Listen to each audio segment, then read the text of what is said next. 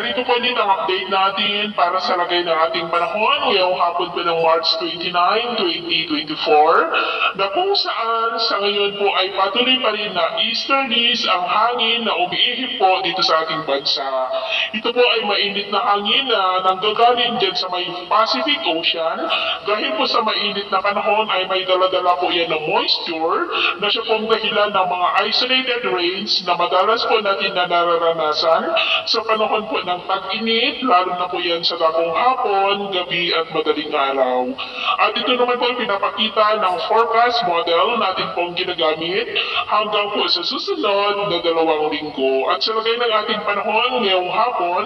ay mula ang kalangitan na may mga pulupulong pag-ulan dito po sa ilang bahagi ng Northern at Central Luzon, maging po sa ilang bahagi ng Caraga, Northern Mindanao, Davao Region at Sorsogon. At mamayang gabi ay posible pa rin ang mga isolated rains dito po sa ilang bahagi ng Cagayan Valley, Cordillera, Ilocos Region, Pangasinan, Zambales, ilang bahagi ng Tarlac, Nueva Ecija,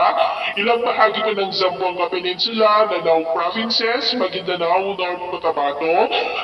Sultan Kudarat at ilang bahagi po ng Bisli, kaya mag-ingat po tayo sa posibleng banta pa rin ng mga pagbaha at pagbuho ng lupa. At sa atin naman po mga baybayin, wala naman po tayong nakataas na mga gale warning signals,